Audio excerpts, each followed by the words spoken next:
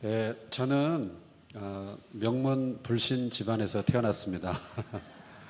태어나 보니까 우리 부모님이 믿고 있었다, 이런 간증을 이해할 수 없는, 태어나 보니까 아무도 안 믿고 있었고요. 저희 친가 외가 아무도 안 믿었습니다.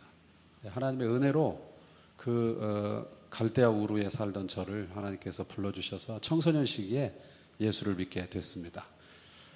저기도 저렇게 한쪽에 성경이 쫙 이렇게 있는데요. 그 당시에 이제 오래된 합동축 교회를 출석을 했는데 목사님이 할아버지셨습니다. 그래서 양육 같은 게 없었죠. 그때만 해도 양육이란 말 자체가 없었던 것 같아요.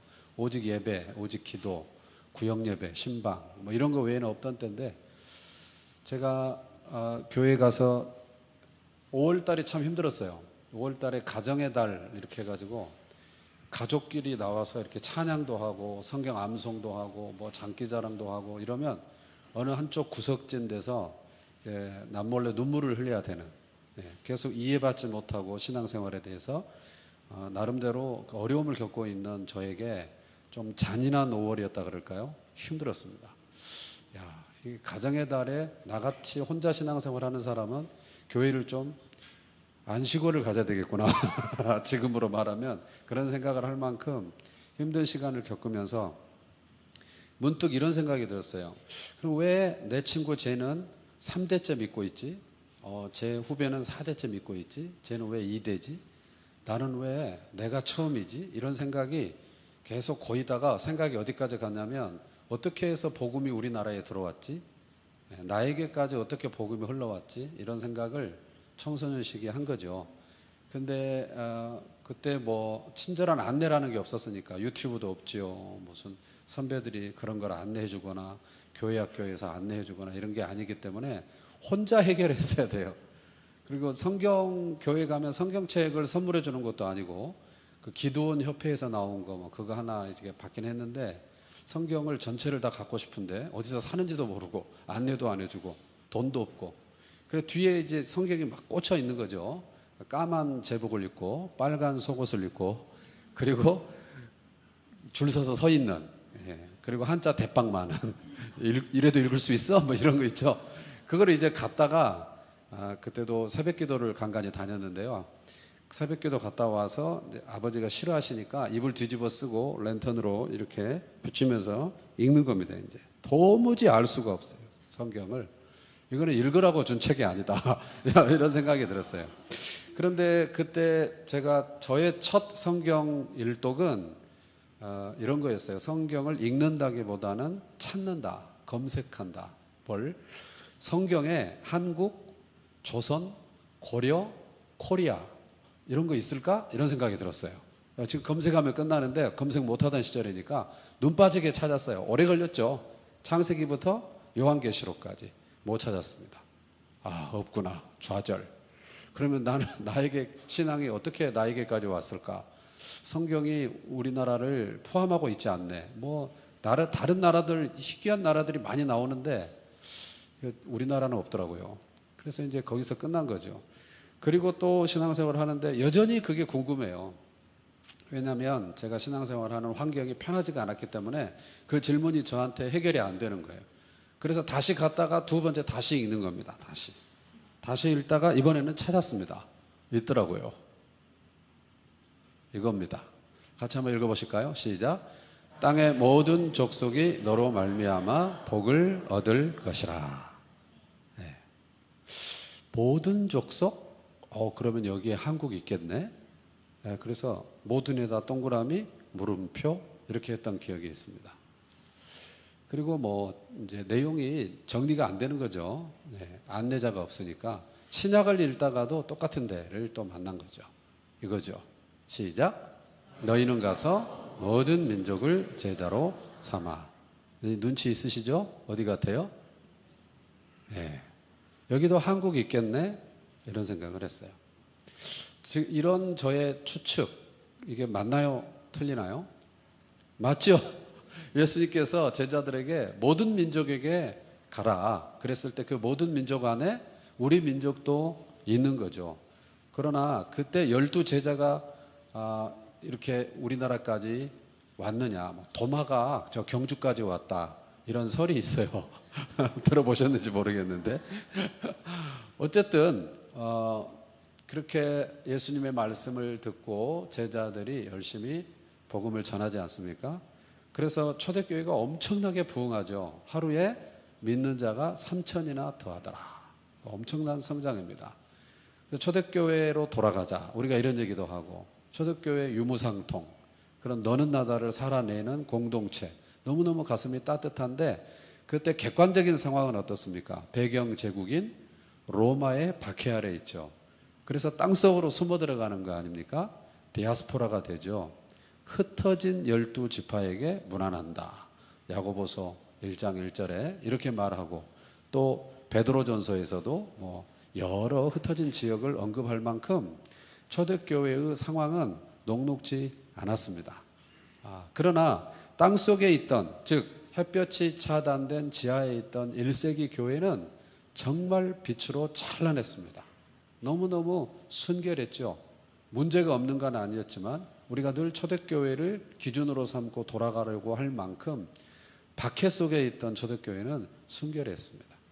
그런데 이제 그 박해를 종식하는 일들이 벌어지기 시작하죠. 저 가운데 있는 이부장한 형님, 저분이 313년에 콘스탄티누스, 이 콘 형님이 313년에 밀라노에서 칙령을 내리죠. 그래서 이제 기독교가 박해받는 종교가 아니라 자유를 허락을 받게 되는 것이죠. 그리고 황제가 이제 교회의 멤버가 되니까 이 권세 있는 사람들이 다 교회 멤버십을 갖게 되고, 의도적으로 멤버라는 말을 쓰고 있습니다. 그분들이 거듭난 그리스도인이냐 이건 우리가 알 수 없지만 교회의 일원이 되면서 역설적인 상황이 생기죠. 땅속에 있을 때, 햇볕이 차단된 지하에 있을 때 교회는 그 어느 때보다 순결했는데, 땅속으로 나와서 이제는 태양을 마주할 수 있는 무트로 나온 교회는 급속히 타락하기 시작하죠. 권세자들이 출석하게 되면서. 그 절정은 뭡니까? 이분입니다. 392년에 이 태형님께서 기독교를 국교로 선포하게 됩니다. 그러면서 이제 박해받던 교회, 네로 황제 때 극에 달했던, 또 도미티아누스 황제 때 극에 달했던 박해받던 교회는 자유를 선언받을 뿐만 아니라 로마의 제국의 국교로 됐죠. 그러면서 교회는 말할 수 없이 타락합니다. 참 이상한 아이러니입니다. 박해 속에서 순결하던 교회가 오히려 타락한다. 그 타락한 시대를 우리는 중세 무슨 시대라고 합니까? 암흑 시대다. 깜깜한 빛이 없는 시대다. 암흑 속에 있을 때 그들은 빛의 시대를 살았는데, 오히려 빛 가운데 나왔을 때 그들은 빛이 없는 시대를 살게 되죠. 중세 암흑 시대의 원인이 무엇일까? 여러 관점의 분석이 있지만 무엇보다 성경을 덮어버린 시대다. 성경을 덮었다. 고신대 이상규 교수님께서 제가 이제 논문을 쓸 때 사석에 앉아서 이런저런 얘기를 할 때 그런 얘기를 하셨어요. 당시에 또 책에도 그런 얘기가 나오는데요. 라틴어를 읽을 수 있는 사람이 0.5% 미만이었다. 네. 그러니까 100명에 1명도 안 되는 사람이 라틴어를 겨우 읽을 수 있는 그 시대. 그러니까 성경은 완전히 독점된 시대인 거죠. 누가요? 사제들이, 교황이.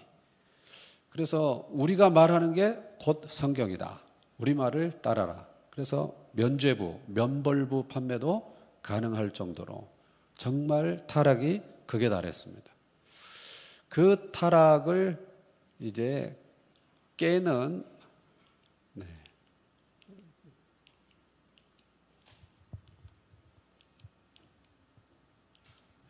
이게 배터리가 없을까요? 왜 안 나가? 하나 넘겨주실래요? 예. 자, 이분인데요.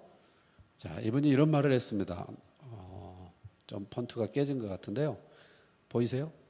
시작. 성경만이 그리스도인의 신앙과 실천의 유일한 기초가 되며 당연히 자신들의 글을 읽고 각자가 자유롭게 해석할 수 있어야 한다. 지금 우리가 읽는 입장에서는 저 말이 특별할 게 하나도 없습니다. 신앙이 우리도 그렇게 고백하죠. 성경이 신앙과 생활의 유일무이한 표준이다. 네, 여러분도 동일하게 고백하시죠? 네, 성경을 대체할 수 있는 게 없어요. 최고의 권위, 최종적 권위예요. 이 성경을 자신들의 글로 읽고 이해할 수 있어야 된다는 이 말은 그냥 그저 당연한 거 아니야? 평범한 말처럼 보이지만 성경을 덮어놓고 독점하고 그 당시의 사람들을 유린하고 있는 기득권자들에게는 있어서는 안 될 말이에요. 그래서 이 사람이 한번 또 됐다 안 됐다 저랑 제가 정신이 나왔다 들어갔다 그러는데 얘도 그러네. 저기가 지금 깨져가지고 이렇게 보이는데요. 위클리프 성 경이 밑으로 내려가 있습니다. 1382년. 그래서 저분이 이제 영어로 성경을 번역을 하게 되죠. 당연히 화형을 당하죠. 부관 참시까지 당합니다. 그리고 이분에게 성경을 배웠던 평신도들이 있어요. 이 사람들을 우리는 롤라드다 이렇게 얘기하죠. 롤라드라는 말은 중얼거린다 이런 뜻이에요. 왜 중얼거리는 자들이다. 우리 예수쟁이들, 야소쟁이들 이런 말을 들었는데 그게 사실 좋은 뜻으로 했던 말은 아니었거든요. 이 말도 마찬가지였어요. 저 중얼거리는 놈들, 궁시렁대는 놈들 뭐 이런 건데 저 말은 어떻게 해서 생겼을까? 그러니까 중얼거린다. 사실 성경을 덮어버리고 독점하고 그냥 우리가 인도하는 대로 따라와. 성경 없던 시대에는 중얼거릴 수가 없었어요. 기도를 예를 들면 반드시 사제를 통해서 기도할 수 있었어요. 직접 예수의 이름으로 본인이 기도할 수 있다는 것을 몰랐어요. 성경을 덮어버렸으니. 내 이름으로 무엇이든지 원하는 대로 구하라. 알 수가 없는 거죠. 성경을 펼쳐보니까 내가 꼭 사제를 거치지 않고도 내가 직접 예수의 이름으로 하나님께 나아갈 수 있구나. 예배할 수 있고 기도할 수 있구나. 그래서 영어로 성경을 공부한 이 사람들이 유럽 전역을 다니면서 계속 뭔가를 중얼거린 거죠. 기도한 거죠. 기도. 또 하나 유추하는 거는 그 당시의 성경은 집 한 채 값이었습니다. 성경을 이제 인쇄해서 갖고 있는 때가 아니기 때문에 필사를 하거나 너무너무 비싸죠. 그래서 또 성경을 가지고 있다는 것은 위험한 일입니다. 죽기도 하고 불태우고 집안도 불태우고 이러니까 이 사람들이 안 되겠다 싶어서 유사시를 대비해서 성경을 외운 겁니다. 자, 여기는 창세기, 출애굽기, 레위기, 빈수기, 신명기, 여호수아, 사사기, 룻기, 사무엘상 이렇게 해서 지금 요 정도 인원이면 성경 한 권이 떨어지는 거예요. 성경을 다 빼앗겨도 성경을 다 불태워도 우리가 유사시에 딱 모여서 같이 시작해서 하면 성경이 한 권이 나올 수 있도록 한 거죠. 그래서 저 사람들을 수식하는 수식어 중에 성경이 된 사람들 이런 표현이 있어요. 그래서 왜 중얼거렸을까? 그들은 성경을 늘 암송하고 다녔던 것입니다. 실제 그들은 성경을 암송하며 성경이 된 사람들이죠. 그래서 롤라드, 우리가 우리 기관에서 21세기 권서인 롤라드를 양성한다 이런 기치를 들고 있는데 바로 유럽의 권서인들이 롤라드들이다 하는 것입니다. 그러면서 이제 종교 개혁이 일어나는 거죠. 오직 믿음, 오직 은혜, 오직 그리스도, 하나님의 영광. 그런데 특별히 우리가 주의해야 될 것은 성경이 다시 기준이 됐다는 것입니다. 원래 기준이었어야 되는데 빼앗겼다가 기준이 된 거죠. 카톨릭은 성례 중심이에요. 성례 중심. 성례가 많죠. 예. 우리는 주님이 직접 제정하신 두 가지 외에는 성찬과 세례 외에는 인정하지 않아요. 카톨릭은 성례 중심이고 종교 개혁의 후예인 개신교는 성경 중심이죠. 말이 하나 차이인데 엄청나게 다릅니다. 사람들에게 정서적 안정감을 주고 뭔가 공감을 주는 것은 성례 중심인 가톨릭이 아무래도 더 앞설 수밖에 없겠죠.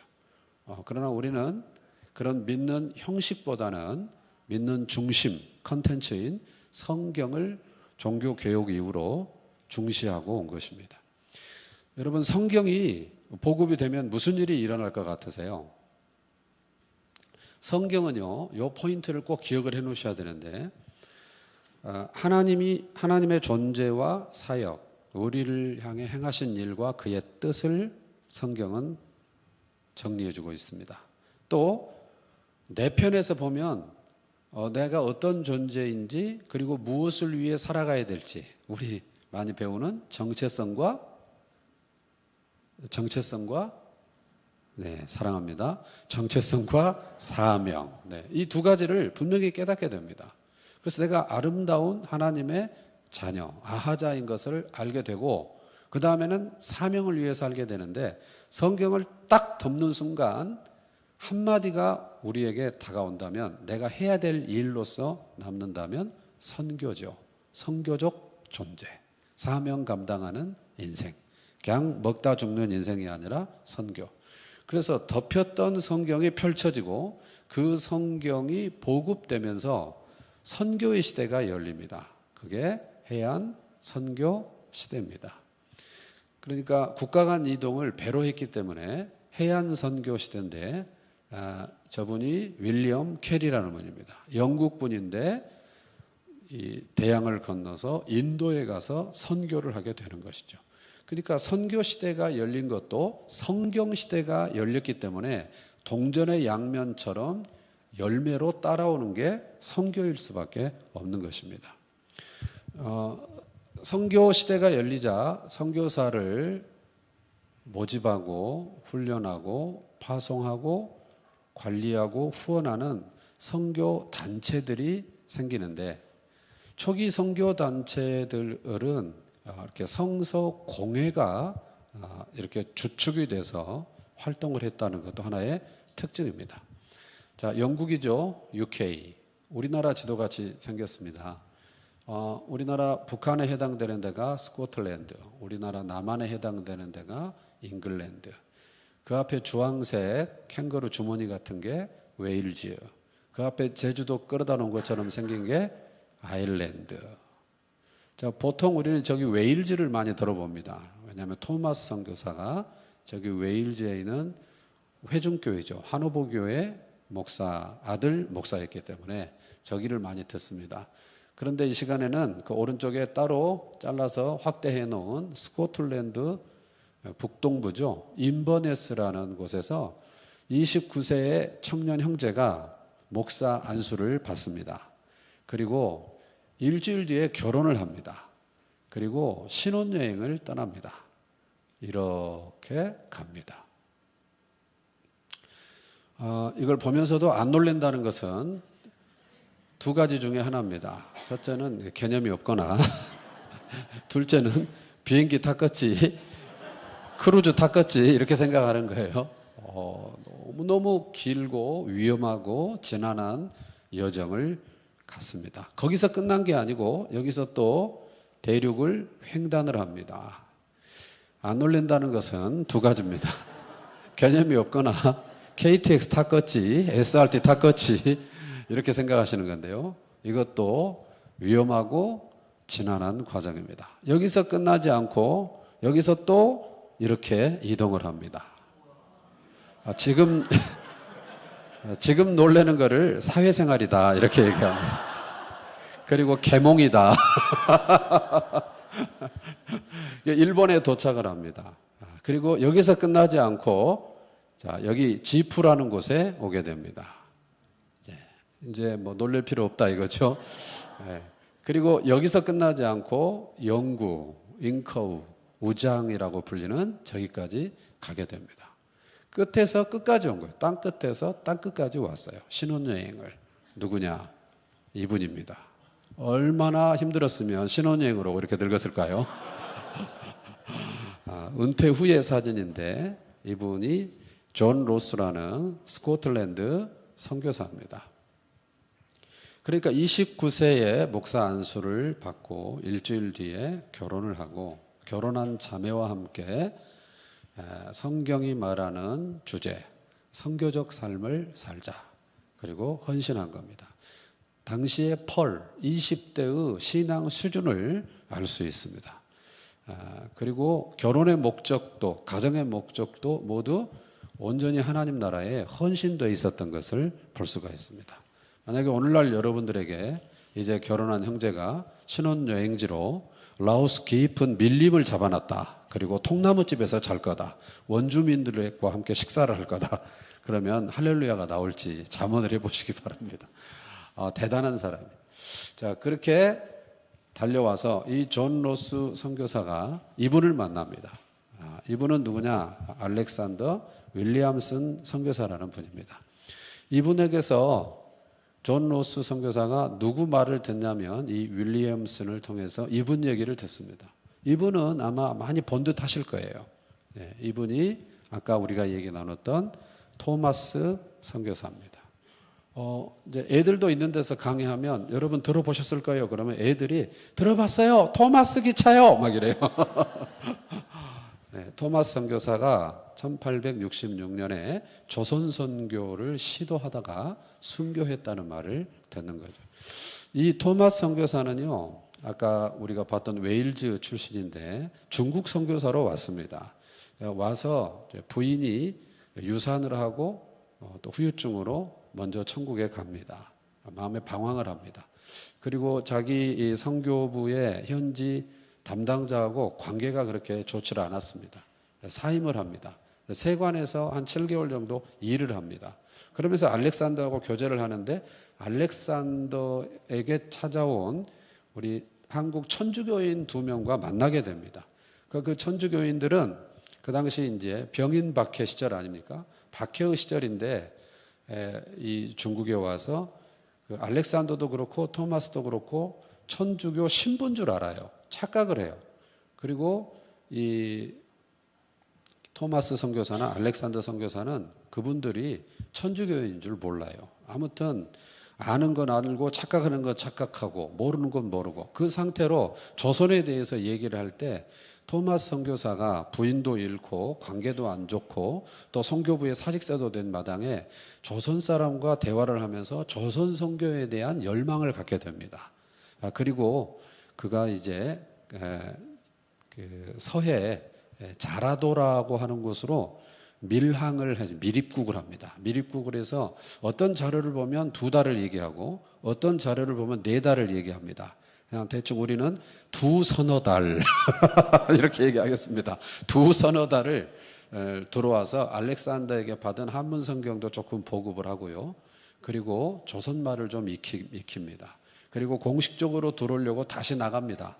그래서 들어올 기회를 찾다가 제너럴 셔먼호, 그게 상선인데 무장을 하고 있는 희귀한, 우리나라 사람들은 이양선이다, 오랑캐의 배다 이렇게 표현하는 배를 타고 들어오다가 모래톱에 걸려서 거기서 이제 다 족족 잡아 죽이는데 선교사인지 아닌지 알 수가 없는 거죠. 그때 죽게 됩니다. 이제 거기에 무슨 일화가 많이 있어요. 자기를 죽이는 사람 박충권에게 책을 줬고 그 책이 널다리 교회에 그 전신인 그 여관의 벽지로 쓰였다. 뭐 이제 이런 얘기들이 있는데 학자들에 따라서 사실 유무가 늘 논쟁이 되기 때문에 그런 얘기는 피하겠습니다. 어쨌든 토마스 선교사가 조선을 가슴에 품고 들어와서 전혀 선교를 해보지 못한 상태로 참수를 당하게 되는 것이죠. 그 소식을 스코틀랜드에서 여기까지 왔던 만주 선교사로 파송된 존 로스가 토마스 선교사의 순교 소식을 듣는 순간 조선 선교에 대해서 그가 꿈을 꾸게 됩니다. 저 같으면 조선은 위험하구나. 저쪽은 하나님이 막으시는구나. 절대 안 가야 되겠다. 근처에 가지 말자. 이렇게 적용을 했을 것 같은데 토마스가 그 땅에 하나님의 미랄이 됐으면 내가 그 뒤를 이어야 되겠다. 이렇게 적용을 한 것이죠. 하나의 밀이 땅에 떨어져 죽고 끝난 게 아니고 또 존 로스에게 그 열정이 이어지는 것입니다. 존 로스는 아까 영구, 우장, 잉커우라는 곳에 있는데 거기서 3시 방향으로 보시면은 고려문이라고 있지 않습니까? 고려문.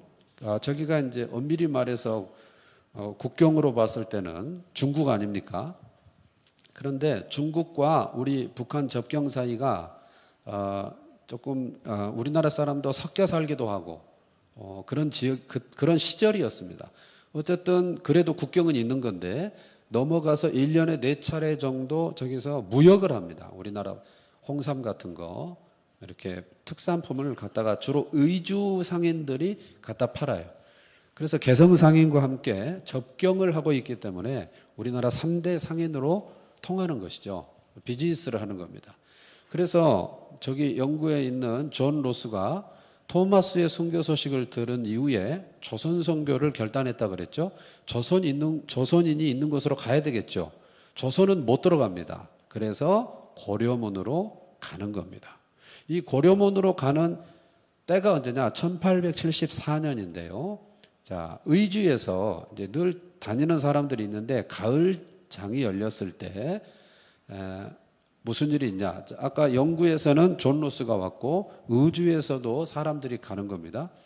그런데 이제 가서 존 로스가 조선 사람들한테 열심히 성경을 팔았어요. 팔면서 이제 복음을 전하려고 애썼는데 관심이 없었어요. 조선 사람들이.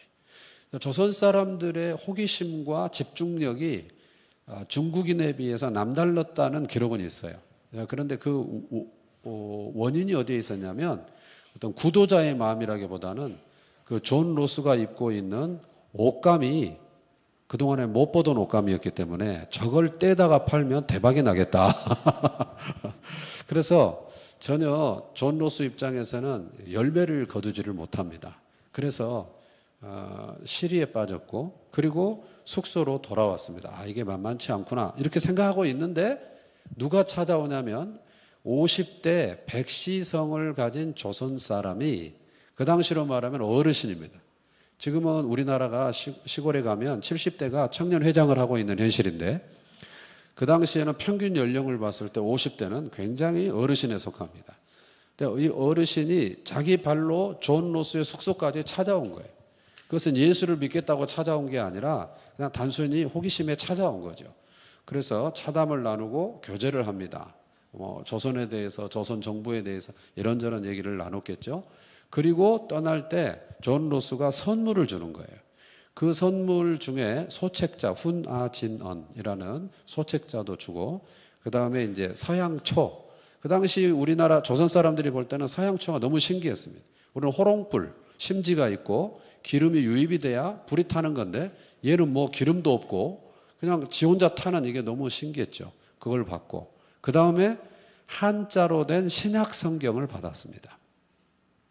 근데 이제 이 대목이 위험한 일입니다. 서양인을 접촉하는 것도 위험하고 흥선대원군의 쇄국정책기 그리고 그 연장선상에 있고 1866년은 이제 천주교 대박해가 있던 때 아닙니까? 병인양요. 그리고 1874년이니까 여전히 그런 무드가 있는 때입니다. 서양인을 접촉할 수가 없는데 서양인을 자기 발로 가서 찾아가서 접촉을 했다는 거. 더군다나 그 사람들에게 물품을 받으면 안 돼요. 사상의 집합체라고 할 수 있는 책을 받는다? 그걸 가지고 들어간다? 이거는 있을 수 없는 일인데 책을 가지고 들어갑니다. 더군다나 신앙이 있는 것도 아닌데 신앙적 동기로 가져간 것도 아니에요. 그러면 이제 여기도 유추가 필요한데 왜 가져갔을까? 이제 뭐 하나님 섭리라고 볼 수가 있는데요. 여러 문헌을 보면 우리나라 사람들은 저기 고려문에 가서 장사를 해서 조금이라도 수입이 생기잖아요. 그러면 지금 우리식으로 말하면 이 교보문고에 꼭 갑니다. 교보문고, 영풍문고. 그러니까 중국의 책거리에 가서 꼭 책을 사오는 민족이 우리 민족이었어요. 그렇게 배고프고 먹을 게 없어도 글을 모르지 않는 이상, 그러니까 여기 가서 장사를 할 정도 되면은 그래도 한자를 말하고 읽을 줄 아는 사람들이었습니다. 그래서 말이 자유롭게 안 돼도 필담을 나눌 수 있는 정도의 수준들이었기 때문에 꼭 책을 사왔다. 책을 사랑하는 민족이었다.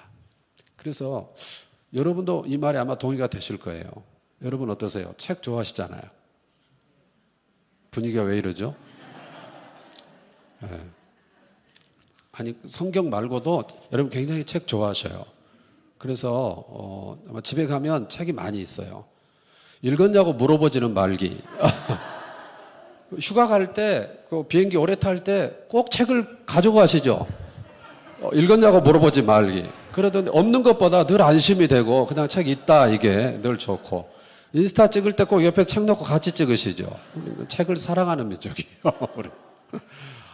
그래서 아마 그런 입장에서 이 귀한 책, 이게 뭐 진리다, 뭐 종교다, 신앙이다 이걸 떠나서 그냥 그걸 가지고 위험을 감수하고 갖고 들어온 거예요. 그러나 첫 번째 고려문 여행은 존 로스 입장에서는 아무 열매가 없이 그냥 끝났어요. 네. 그런데 존 로스에게 그 다음에 이런 소식이 들립니다. 1876년 2월에 강화도 조약이 체결됐다. 불평등 조약. 그러니까 일본의 장난에 의해서 우리는 할 수 없이 이제 굳게 닫힌 문을 열어야 되는, 제물포항, 원산항, 부산항을 개항해야 되는 거죠. 그 소식을 존 로스가 들었어요. 존 로스 입장에서는 이제 곧 조선이 열리겠구나, 내가 조선에 들어갈 수 있겠구나 싶어서 다시 고려문에 옵니다. 76년 2월 달인데요. 다음 달에 바로 고려문에 와서 뭘 하냐면, 곧 조선이 열리고 내가 조선에 들어갈 날이 올 걸로 기대하며 조선 말을 배워야 되겠다. 그래서 이응찬이라는 이 조선 상인, 이 사람도 이제 결국 장사하러 왔다가 다 부도난 거예요. 먹고 살 길이 막연한 거예요. 이 사람 입장에서는 돈벌이가 필요해요. 그리고 존 로스 입장에서는 조선말 선생이 필요해요. 그래서 이응찬을 고용을 했습니다. 그러나 이것도 굉장히 위험한 일이에요, 이응찬 입장에서. 그래서 이응찬이 불안해합니다. 대답을 선뜻 못합니다. 고민을 많이 합니다. 그리고 시한으로 정한 마지막 날 밤에야 대답을 합니다. 그때 뭐라고 그러냐면, 밖에서 나를 보면 절대 아는 척을 하지 말아라. 네, 왜냐하면 위험한 일이거든. 실제 나중에 밖에서 봤는데 완전 모른 척해서 존 로스가 당황했다 그래요. 자기는 그 신변에 관련된 일이기 때문에. 또 하나는 당신의 종교를 강요하지 말아라. 오케이. 그래서 존 로스가 약속을 지킵니다. 지금 76년 3월 달인데요. 이때부터 이제 이응찬에게 떠듬떠듬 띄엄띄엄 한글과 조선말을 배우기 시작하는데요. 77년도에 한국어 기초 문법책을 존 로스가 상하이에서 발간을 하게 됩니다. 안 놀란다는 것은 두 가지입니다. 개념이 없거나 외국어 1년 정도 공부하면 다 문법책 내는 거 아니요? 뭐 이런 거예요. 영어를 몇 년 동안 하십니까? 어떻게 이런 일이 가능할까? 문헌마다 차이가 있는데 존 로스가 11개 외국어가 가능했다. 이렇게 말하는 자료도 있더군요. 언어 천재입니다. 당시에 선교단체들이 선교사 자격으로 가장 진중하게 검증했던 게 언어 능력이었습니다. 그래서 대단히 죄송한 얘기인데 30대부터는 선교사로 보내지 않았습니다. 언어에 소망이 없다.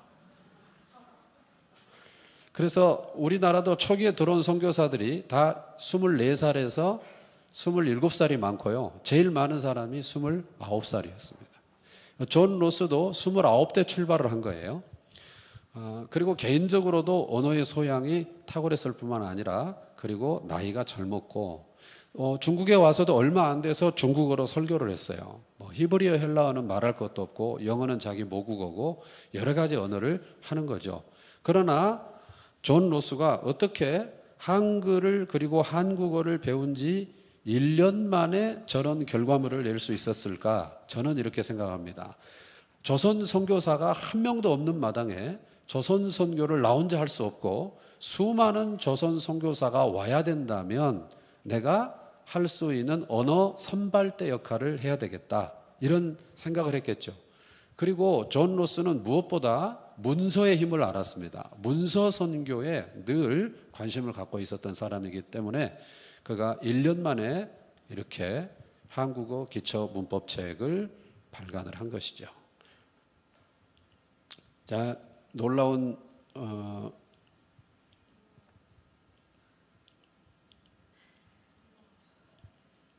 자, 믿음의 눈을 들어서 보시기 바랍니다. 자, 1878년입니다. 즉 연도가요. 1874년에 존 로스가 이제 고려문에 1차 갔고요. 그리고 76년에 이응찬을 만났고요. 그리고 지금 78년입니다. 78년 가을에 여기 의주에서 고려문으로 한 사람이 찾아오는데 성씨를 보시면 백씨입니다. 짐작해 보십시오. 74년에 존 로스로부터 신약 성경 한자책을 받아간 50대 백씨의 아들입니다. 자, 이 50대 백씨가 가서 지금으로 표현하자면 아들은 시커, 구도자였습니다. 네. 나는 누구냐? 여긴 어디냐? 난 뭘 위해 살아야 되냐?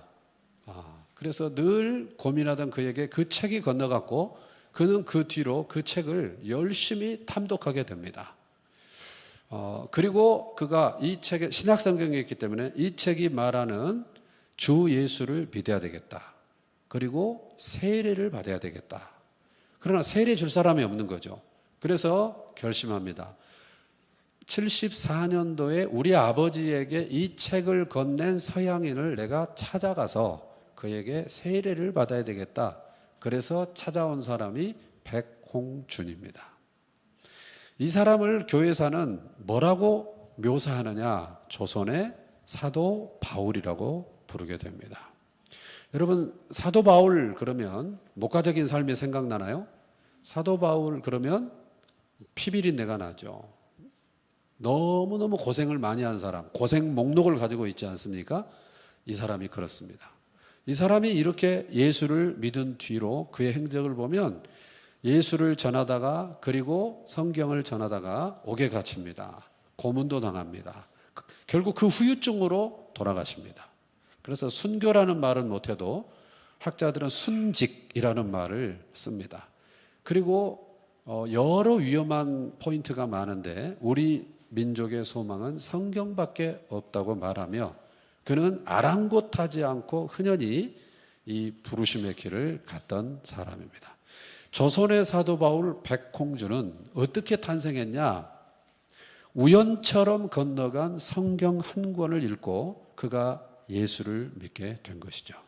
하나님의 말씀은 살았고 활력이 있어 좌우에 날선 어떤 검보다도 예리하여 홍과 영과 및 관절과 골수를 찔러 쪼개기까지 하는 줄로 믿습니다.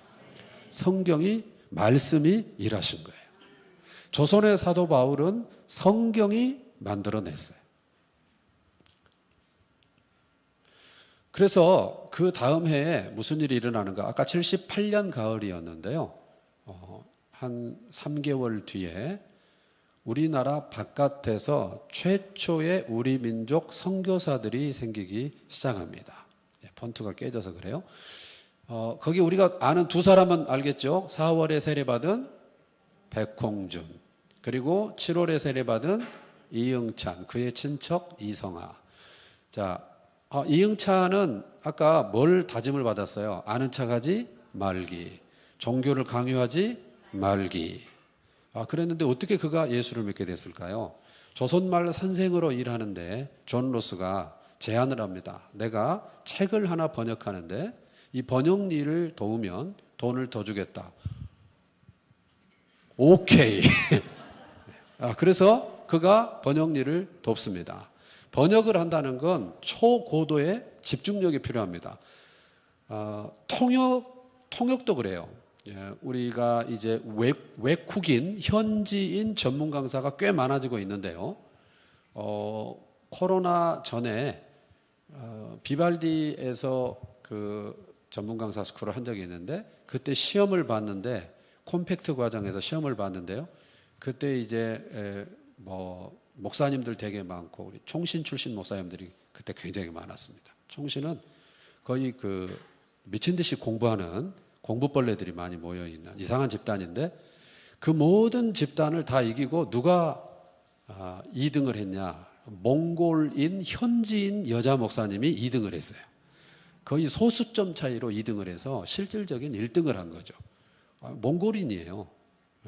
어떻게 이게 가능하냐? 우리 스태프들이 다 놀랐어요. 그래서 추적을 해봤더니 통합 측 정광윤 선교사님이라는 분이 계시는데 그 선교사님이 하는 그리고 그 선교사님이 불러들인 전문 강사들의 성경방 또는 집중 세미나의 통역을 5만 8만 번을 한 거예요. 통역은 굉장히 집중해서 들어가지고 이걸 변환을 시켜내야 되잖아요. 그러니까 이분은 이미 컨텐츠가 다 탑재된 상태에서 입학을 한 거예요. 똑같아요. 이응찬은 성경을 번역하는 일을 돕는 거죠. 신약 성경인데요. 예수를 직접적으로 언급하는 신약 성경을 번역하다가 그가 예수를 믿게 되는 것이죠. 하나님의 말씀은 살았고 활력이 있어 좌우의 날선 어떤 검보다도 예리한 줄로 믿습니다. 우연처럼 건네받은 아버지에게 받은 책을 읽다가 예수를 믿고 그리고 번역을 하다가 예수를 믿고 우리나라 최초의 세례자들은 그렇게 성경을 통해서 세례를 받게 됐습니다. 우리나라에 세례 줄 사람이 없었기 때문에 세례 여행을 한 것입니다. 국경을 건넌 것입니다. 위험을 감수하고 가서 세례를 받은 것입니다. 자, 이때 세례를 준 사람이 누구냐면 존 로스가 아니고 존 맥킨타이어입니다. 누구냐? 그러면 존 로스가 부인을 잃어요. 여기 중국에 와서. 우리나라도 양화진에 가면 부인이 출산을 하기 때문에 더군다나 풍토병도 있고 외국에서 의료가 없는 곳에서 출산 이후에 많이 소천을 하십니다. 근데 존 로스도 그렇고 아까 토마스도 그렇고 부인을 잃습니다. 근데 애가 있는 상태에서 아내가 먼저 천국에 가니까 고향에 연락을 해서 여동생을 불러들여요. 그래서 여동생이 와서 조카를 케어하고 여동생도 굉장히 헌신되어 있는 선교적인 사람이었습니다. 그래서 이 안에서 조그만한 그 선교사들 공동체 안에서 매일 생활을 하기 때문에 선교사로 와 있는 존 맥킨타이어 선교사와 결혼을 하게 됩니다. 자, 그러니까 존 맥킨타이어 선교사는 존 로스 입장에서 여동생 남편인 것이죠.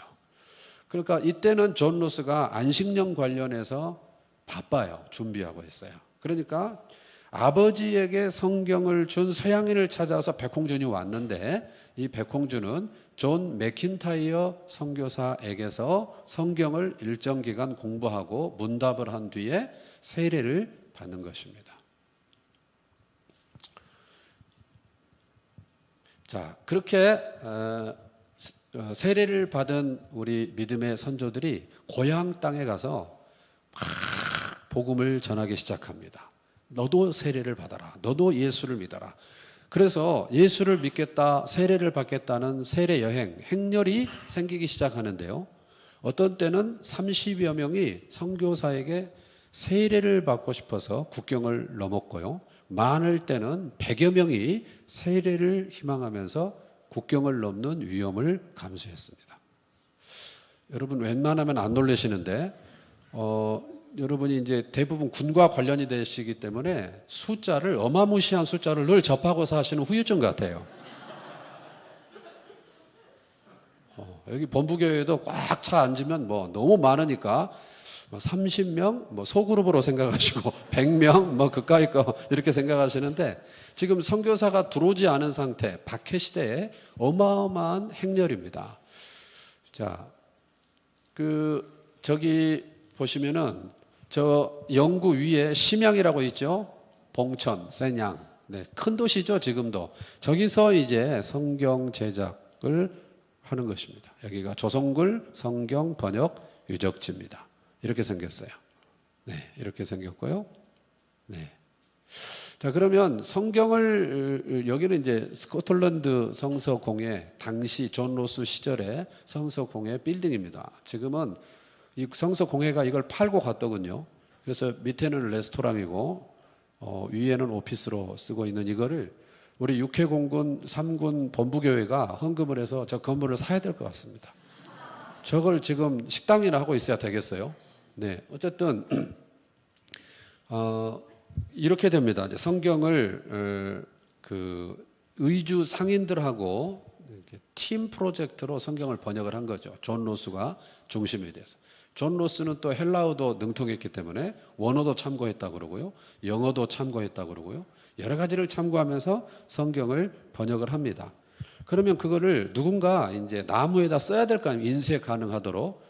그 써야 되는 사람 중에 하나님이 누구를 준비하셨냐면 서상륜이라는 사람이 있습니다. 이 사람도 장사하러 다니는 사람인데 여기 왔다가 장티푸스에 걸려요. 장티푸스는 그 당시에 죽는 병입니다. 우리나라 의료로는.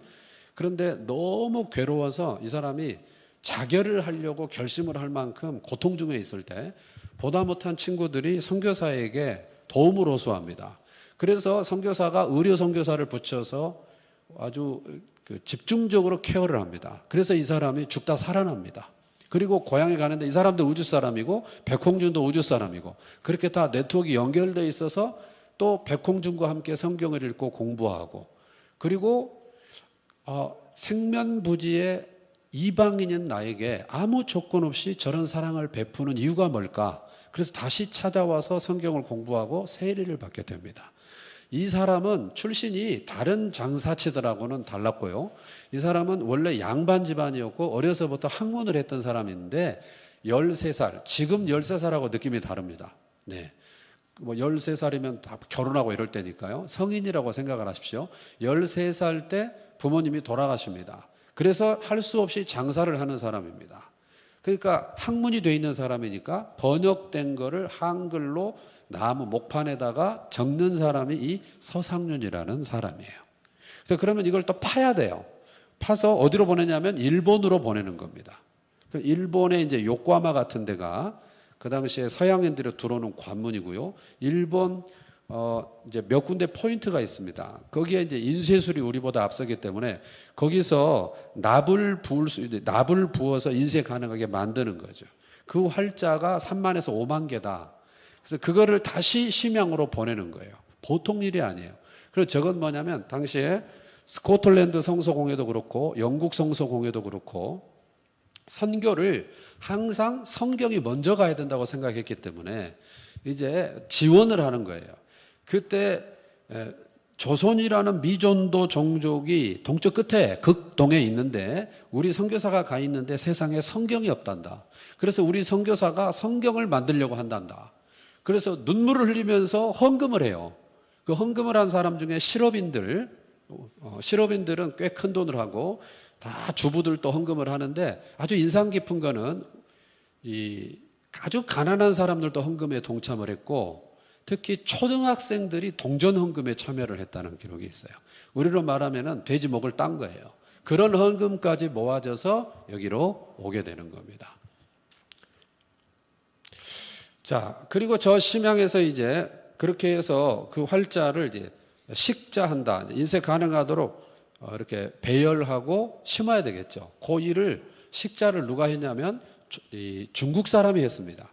중국 사람이 한글을 식자한다. 여러분 혹시 그 미얀마 언어 보셨어요? 미얀마 언어. 잘 못 보셨어요? 제가 볼 때 미얀마 언어는 비눗방울 언어예요. 거의 막 비눗방울이 떠다니는 것 같아요. 다 동그래, 동글동글. 아랍어는 어때요? 다 뱀이 기어다니는 것 같아. 그 외국어를 볼 때 느낌이 있잖아요. 그렇죠? 여러분들이 히브리어 보면 또 느낌이 이상하실 거예요. 그거를 텍스트 원본을 주고 이대로 배열을 해라 그러면 여러분 어떻게? 그러니까 중국인들이 한글을 한다는 게 쉬운 일이 아니죠. 한글은 그나마 좀 간소하고 과학적이긴 한데 이 사람들이 하는 거예요. 속도가 안 나는 거예요. 근데 하다가 그나마 중국인들이 가버려요. 그러니까 식자가 멈춘 상태입니다. 그 멈춘 상태에서 저 지안이라고도 하고 즈반이라고도 하는 곳인데요. 저기에서 한 사람이 찾아옵니다. 제 발로 조선 사람이. 네. 그 사람이 이제 김청송이라는 사람인데요. 이 사람이 이제 식자를 이어서 합니다. 오니까 이 사람 왜 왔냐면은 저기 가면 서양인이 있고 서양인에게 가면 일자리가 있다는 말을 듣고 온 거예요. 이 사람은 영신환이라는 잡사바 뭐 이런 약을 팔던 사람이에요. 잡사바. 그런데 이 사람이 말주변이 없고 행동이 느리고, 그리고 적절히 이렇게 말을 현란하게 해야 되는데 그런 게 안 되는 사람이어서 하루에 한 개도 팔기가 힘들었다. 그러니까 결국은 사업이 안 되는 거죠. 그래서 이제 부도가 난 상태에서 저기 가면 일자리가 있다 그래서 와서 일자리를 달라고 말을 한 거예요. 딱 그 타이밍이 중국인 식자공이 가고 없는 사이니까, 너 조선인이냐? 그렇다. 한글을 아느냐? 그렇다. 이걸 해볼 수 있겠느냐? 그렇다. 그래서 중국인이 하던 한글 식자를 한국인이 하는 겁니다. 그러니까 놀라운 역사가 일어납니다. 여전히 느려 터진 역사가 일어납니다. 선교사 당황하셨네. 당황해요. 아니, 조선인이라는데 한글을 안다는데 왜 이렇게 느리냐. 근데 그가 다 마치고 선교사를 찾아옵니다. 제가 예수를 믿겠습니다. 그냥 일로서, 돈벌이로서 시작을 했는데 그는 베레아 교인들처럼 과연 그러한가 하여 상고했던 것입니다. 그는 식자하다가 마음에 그 말씀이 식자가 됩니다. 하나님의 말씀은 살았고 운동력이 있어 좌우의 어떤 권보다도 예리한 줄로 믿습니다. 어떤 이는 우연처럼 아버지에게 받은 성경을 읽다가, 어떤 이는 번역을 하다가, 어떤 이는 식자를 하다가 좌우의 날선 검은 스치기만 해도 역사가 일어나는 것이죠. 그래서 그가 예수를 믿고 지안, 저기가 이제 28개 한인 마을이 있는데 저 지안에 가서 그가 미친 듯이 예수를 전하게 됩니다. 그래서 어떻게 되냐? 세례를 받겠다고, 세례를 달라고 사람들이 쇄도합니다. 그래서 김청송이 연락을 합니다. 존 로스 선교사님 오셔서 세례를 주십시오. 존 로스가 프로젝트 때문에 못 움직입니다.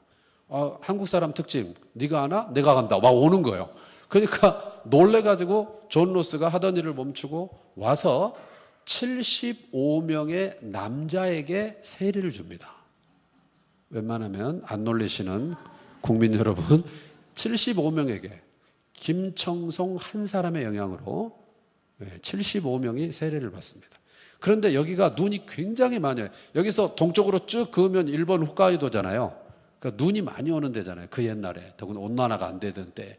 그러니까 눈이 너무 많이 와서 길이 파묻히니까 일단 철수. 나중에 올게. 이거 많이 들어봤죠? 갔다 다시 올게. 그리고 갑니다. 그리고 이제 다시 옵니다. 나중에. 그 사이에 무슨 일이 일어나냐면은 범사의 타이밍이라는 게 있어요. 중국이 외국인을 배척하는 무드가 형성이 돼요. 그래서 외국인인 존 로스가 다시 왔는데 그때 눈길을 파헤치고 갈 때 들은 얘기가 세례를 받고 싶어하는 대기자가 600명 정도 더 있다는 말을 들었어요. 웬만하면 안 놀리시는 여러분, 김청송 한 사람 때문에. 그리고 다시 왔을 때 그 무드 때문에 600명이 아니라 25명만 나타납니다. 그래서 75 더하기 25, 공교롭게도 딱 100명이 세례를 받는, 그래서 어찌 보면 우리나라 최초의 한인교회라고 할 수 있는 이양자 교회가 한 사람, 성경의 사람 김청송 때문에 북간도 지역에서 생기는 것이죠.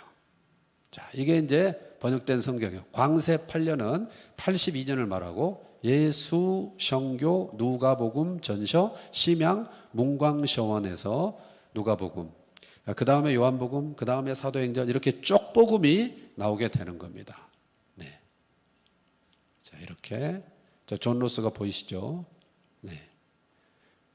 자, 이것도 놀라운 사진인데, 그렇게 서상륜 그리고 그의 동생 서경조, 우리나라 최초의 목사 7명 중에 한 명인데, 자, 이분들이 자기는 평안도 사람이지만 황해도 외가 쪽에 가가지고 열심히 성경을 전하며 복음을 전해서 우리나라 최초의 교회인 소래교회가 설립이 됩니다.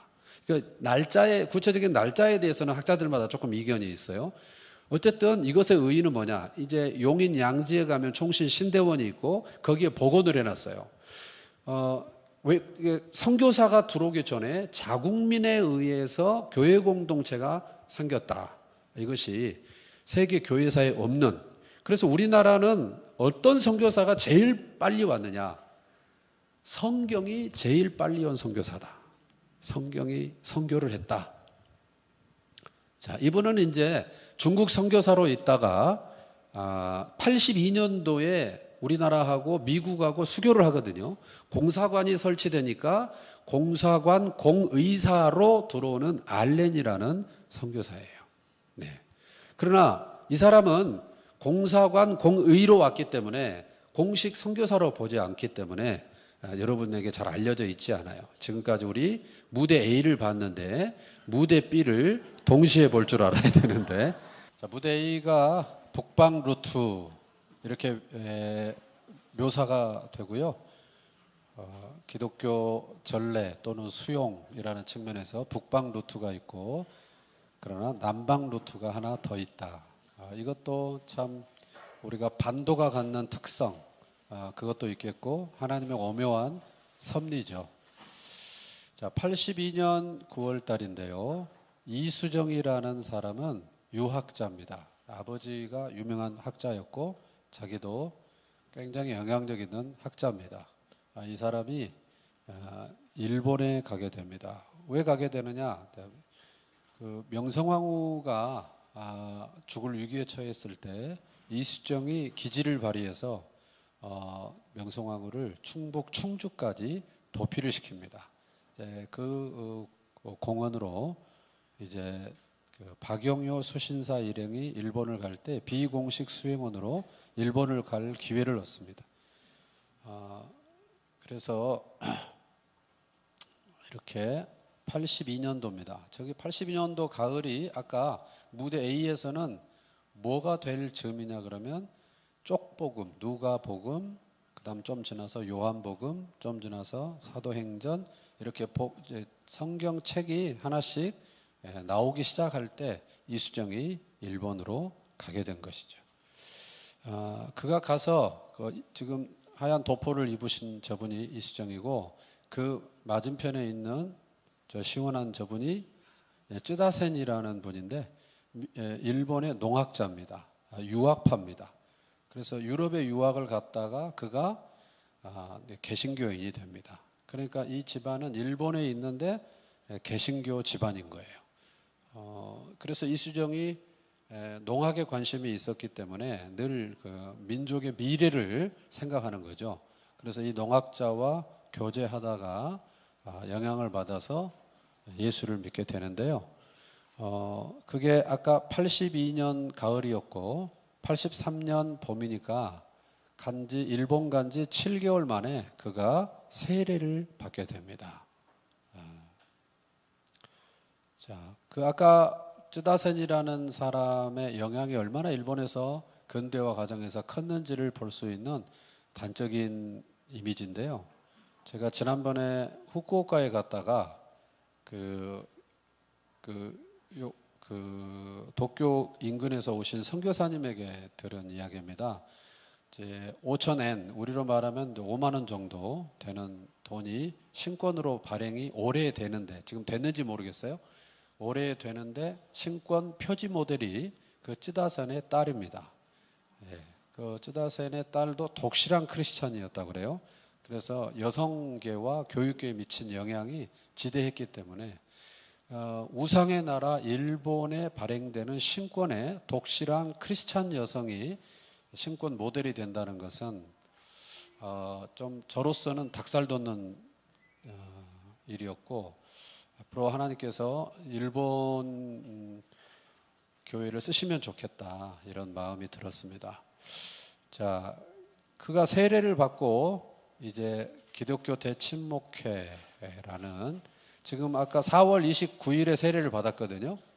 그러니까 2주 정도 후에 기독교 대침묵회에 초대를 받아요. 저기 맞은편에 전도자 쯔다센 박사가 있죠.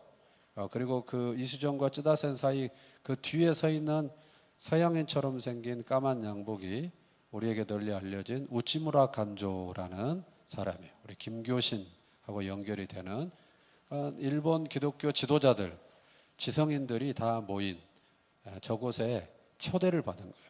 세례 받고 이제 2주밖에 안 된 이수정이 저기에 참석을 하자 고무된 일본 개신교 지도자들이 이수정에게 기도 부탁을 합니다. 그래서 이제 막 세례를 받은 이수정이 소위 총장, 신학교 총장, 총회장 이런 사람들 모인 데서 기도를 하는 겁니다. 이제 막 세례 받은 이수정이. 그러자 놀라운 역사가 일어났는데요. 아무도 못 알아듣는 역사가 일어납니다. 여러분 선교지 가셔서 그런 경험 있으실 거예요. 누가 기도하는데 계속 뭐만 듣고 있냐면 예수 그리스도의 이름으로 기도합니다. 아멘. 여기만 기다리죠. 그런데 저 가운데 있는 우찌무라 간조가 그랬어요. 그래서 그가 일기에다가 그런 말을 남겼습니다. 읽어볼까요? 시작. 그는 자기 나라 말로 기도했는데 우리는 마지막에 아멘 하는 소리밖에 알아듣지 못하였다. 그러나 그 기도는 무한한 힘을 가진 기도였다. 그가 이곳에 출석했다는 사실과 우리가 그의 말을 알아듣지 못한다는 사실이 이 장소와 광경을 한층 오순절의 기적처럼 느껴지게 했다. 네. 그러니까요, 말이 안 통하는 사람이 우리 모임에 와 있다는 이 사실 자체가 선교하시는 하나님, 그리고 오순절의 역사를 입체적으로 느끼게 했다는 것이죠. 네. 자, 이수정은 이제 거기 일본에 와 있는 여러 선교사들하고 폭넓게 교제할 수 있었습니다.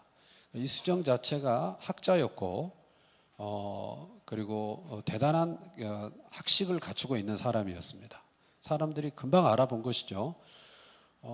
왜 일본에 이렇게 외국인 선교사가 많냐? 동아시아 선교의 전초기지가 일본이었습니다. 일본에 와서 아까 존 로스도 보았듯이요. 일본에 일단 와서 교제하고 소식을 나누고 한마디로 본부교회다 이렇게 생각하시면 됩니다.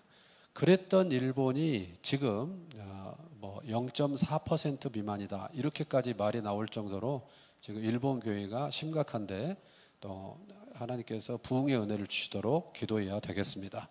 자, 그래서 여기서 이제 그 무대 A에서 존 로스와 의주 상인들이 발행한 쪽복음을 본 것 같아요. 다 선교사 네트워크가 있기 때문에 시간이 지나면서 이제 공수가 됐을 테고 그걸 본 것 같아요. 이수정이 반응이 어땠을까요? 굉장히 감격했어야 될 텐데 실망했다 그래요. 왜 우리는 이렇게 감격했는데 이수정은 실망할까? 이것도 이제 역사의 행간을 읽는 겁니다. 유추하는 겁니다. 두 가지 정도 생각해 봅니다. 하나는 이 사람은 곡성 기차마을 사람입니다. 옥과 사람입니다. 전라남도죠. 그런데 번역된 성경은 평안도 사람들이 번역을 했습니다. 그러니까 평안도 말이 표준어예요, 자기들한테. 그래서 평안도 말로 번역을 해놨어요. 어머니, 아버지, 여기부터 달라요. 아바이, 여기서부터 달라요. 에미나이 다 달라요. 그러니까 도대체 읽을 수가 없는 거예요. 안 되는 거예요. 예를 들자면, 보라 세상 죄를 지고 가는 하나님의 양새끼를 보라 이렇게 번역을 해놨어요. 네, 양새끼. 왜냐 거기는 어리다는 표현이 없어요. 어린 건 다 새끼예요. 이 에미나이 새끼 들어봤어요? 이 종간다 새끼 들어봤어요? 이놈의 새끼는 나쁜 놈의 새끼, 못된 놈의 새끼. 이런 말을 많이 했어요. 그러니까 양새끼인 거예요. 좀 그렇잖아요. 아마 그래서 실망한 게 아닌가. 또 하나는 그 당시에 훈민정음이 있었지만 훈민정음에 대한 한글에 대한 묘사 중에 이런 묘사가 있어요. 여인들이나 쓰는 암클. 그러니까 한글을 되게 경시했어요. 그리고 한자를 써야 오 이렇게 하는 거예요. 여러분 똑같은 외국어인데 어떤 사람이 방글라데시아 말을 막 잘해. 그럼 오 이러나요? 대충 신경 안 써요. 영어를 띄엄띄엄 해도 오 이러죠. 약간 이런 풍조가 있었던 것이죠. 그러니까 순 한글로만 번역이 된 이 성경이 얼마나 독자층을 넓게 가져갈 수 있을까 이런 고민을 한 게 아닌가 유추를 합니다. 왜냐하면 그가 나중에 성경을 번역할 때 제일 먼저 시도한 게 한자에다 한글로 토를 다는 현토 방식을 먼저 하거든요. 그 다음에 한글 성경을 하거든요. 그래서 유출을 해봅니다. 어쨌든 이렇게 그걸 보고 실망하는 이수정에게 그 앞에 앉아있는 헨리 루미스라는 미국 성서공회 총무가 그러면 당신이 성경을 번역해봐라 권유를 합니다. 그래서 이제 갓 예수를 믿은 이수정이 세례를 받은 이수정이 성경 번역에 착수합니다. 이것은 전 세계 교회에 없는 우리만의 독특한 역사인데요. 북방 루트 무대 A에서도 막 세례를 받은 사람이 성경 번역자였고, 막 세례를 받은 사람이 전도자였고, 막 세례를 받은 사람이 권소로 활동을 했어요. 이것이 참 이상한 현상입니다. 히브리서 기자는 너희가 오래 믿었으므로 마땅히 선생이 되어야 할 터이나, 이렇게 시간을 투자했는데도 신앙이 자라지 않고 있는 것을 책망하는 모습이 나오지 않습니까? 달란트 비유에서도 가장 큰 투자는 달란트보다 시간이었죠. 갔다 와서 여전히 그 모습 그대로 있는 것을 책망을 하는데, 우리 신앙의 선진들은 이제 신앙에 입문하면서 선교적 존재로 살아냈다. 그래서 우리가 깨야 될 하나의 패러다임은 오랜 훈련이 그리스도인을 만드는 게 아니고 복음의 능력이 그리스도인을 만든다는 것입니다. 성숙한 그리스도의 제자를 만드는 것은 훈련으로 되는 일이지만, 복음을 전하는 뜨거운 가슴은 복음을 전인격적으로 마주한 순간 마치 다메섹 도상의 회심 사건처럼 즉시로 일어나는 사건이라는 것을 알 수가 있습니다. 그래서 이수정이 헨리 루미스 선교사의 이제 그 권면을 받아들여서 성경 번역에 착수하고요. 이 사람이 이제 83년도에 세례를 받았지 않습니까? 근데 85년 2월 달에 마가복음을 번역을 하게 됩니다. 웬만하면 안 놀라시는 여러분, 성경 필사를 해도 이게 한 책을 끝내기가 쉽지가 않습니다. 그런데 이미 현토 방식으로 했고, 그리고 한글로 성경을 번역을 했어요. 무대 A와 뭐가 다르냐? 무대 A는 아까 말씀드린 것처럼 팀 프로젝트였고요. 무대 B는 혼자 해낸 과업입니다. 그가 도를 발견한 이후에 꿈쩍하지 않고 성경 번역에만 전념을 하게 되는데, 중간에 이제 아까 그 수신사 일행이 갈 때 비공식 수행원으로 왔다가 갔었어요. 일단 집에 갔었는데 어떤 기회가 생겼냐면, 일본 정부가 조선 정부에다가 조선말 선생을 보내달라고 요청을 해왔어요. 그래서 거기에 응시해서 이수정이 돼서 이수정이 다시 오게 되는 거예요. 그러니까 일본의 소위 외국어 학교 조선어 교수로 오게 된 거예요. 그렇게 와서 그는 교수 활동을 하면서 일종의 한류 스타였습니다. 지금으로 말하면 굉장히 필체가 좋았고 학식이 풍부했고 언변이 좋았기 때문에 좋았고, 예를 들어서 거기 일본에 있는 가게에서 과자를 팔 때 이수정이 쓴, 오늘날로 말하면 캘리그라피죠. 이수정이 하나 써주면 그거를 체본을 해서 과자에다 넣으면 훨씬 잘 팔리는 거예요. 이런 식으로 좋았어요. 그리고 일본 정부에서 이수정한테 아주 매혹적인 제안을 합니다. 정부가 제시하는 일을 함께 하면 이런 보장을 해주겠다, 대우를 해주겠다. 그런데 그걸 고사하고 성경 번역에만 몰두합니다. 또 중간에 집에서 동생이 옵니다. 형이 집을 나간 뒤로 안 돌아오니까 설득해서 가려고 그러는데 나는 도를 발견했다. 그리고 이 일에만 전념을 하게 됩니다. 그래서 마가복음이 탄생을 하게 되고요. 이수정은 거기서 끝나지 않고, 이수정이 이런 능력을 보고, 그리고 이수정이 정부와도 연이 닿는 사람이기 때문에 이수정을 통해서 조선의 상황, 조선 정부의 상황을 들은 일본에 있는 선교사들, 특히 일본 개신교 지도자들, 아까 대침목회 있었죠? 이분들이 제안을 합니다. 이수정에게. 우리 일본이 조선을 위해서 선교사를 보내겠어. 그러자 이수정이 굉장히 난감한 표정을 짓고 잠깐만요 해놓고 즉시 다른 선교사의 도움을 받아서 미국으로 2차례에 걸쳐 서신을 보내게 됩니다. 그 서신은 뭐냐? 지금 우리 조선의 상황이 이러한데 미국이 조선을 위해서 선교사를 보내야 한다. 그렇지 않으면 굉장히 곤란한 일이 생긴다. 자, 곤란한 일은 뭐겠습니까? 일본이 들고 오는 복음을 우리가 과연 환영할까요? 역시 학자예요. 캐치한 거예요. 그래서 곤란해하고 말려놓은 상태에서 급히 2차례에 걸쳐 편지를 보내는 거예요. 당신네 나라가 보내라. 내가 할 수 있는 일을 하겠다. 그래서 이 이수정을 역사는 뭐라고 부르느냐? 조선의 마게도냐인. 건너와서 우리를 도우라. 무대 A에 조선의 사도 바울이 있었고 무대 B에 조선의 마게도냐인이 있었습니다. 미국은 그 당시에 어떤 상황이냐?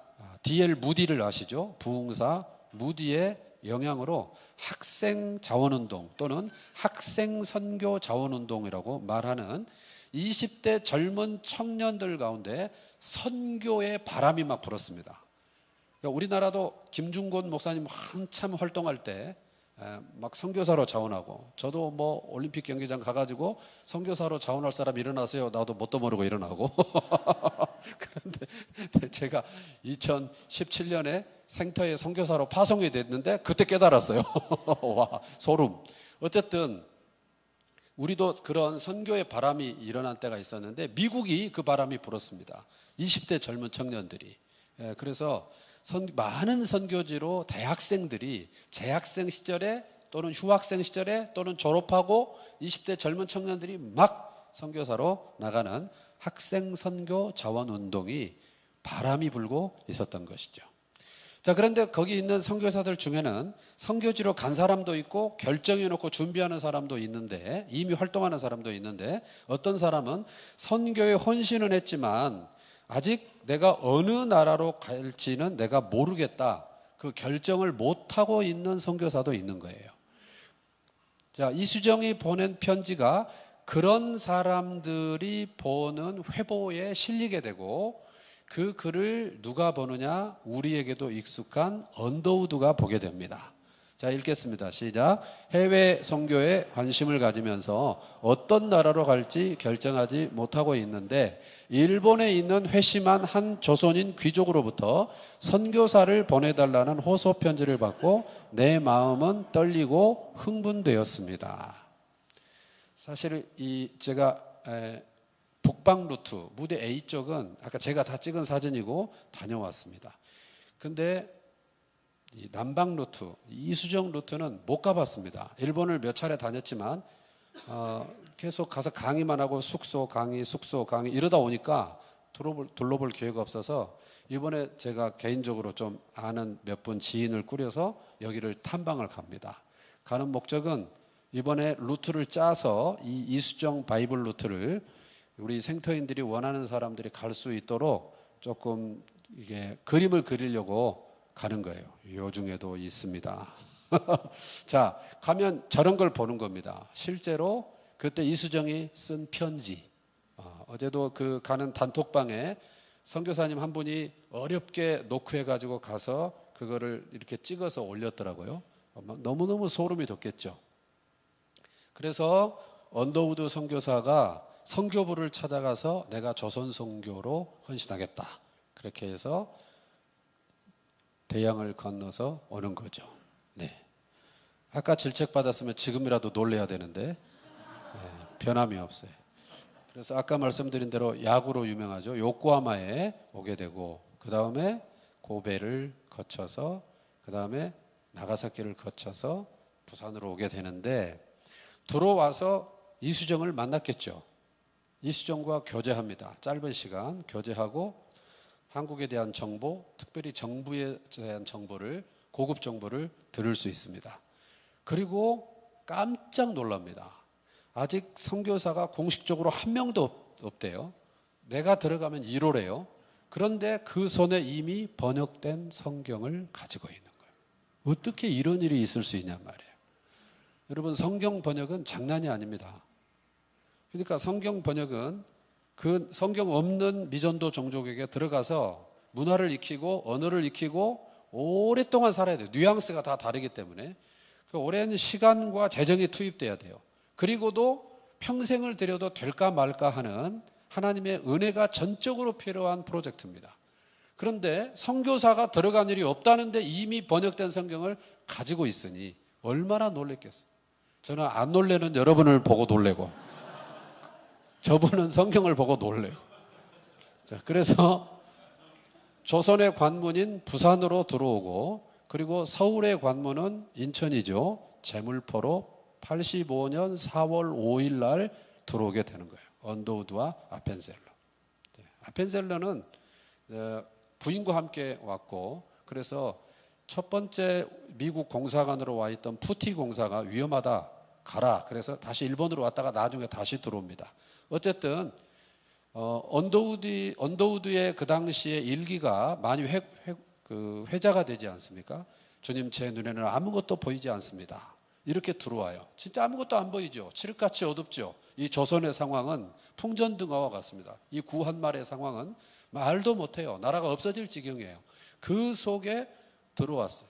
그래서 내가 이러니까 이제 어떻게 첫 결신자를 얻을 것이냐, 그렇게 하나님 앞에 기도하고 기대하고 의지하면서 들어오는 언더우드가 이런 고백을 선교 본부에 보낼 수밖에 없게 됩니다. 읽어보실까요?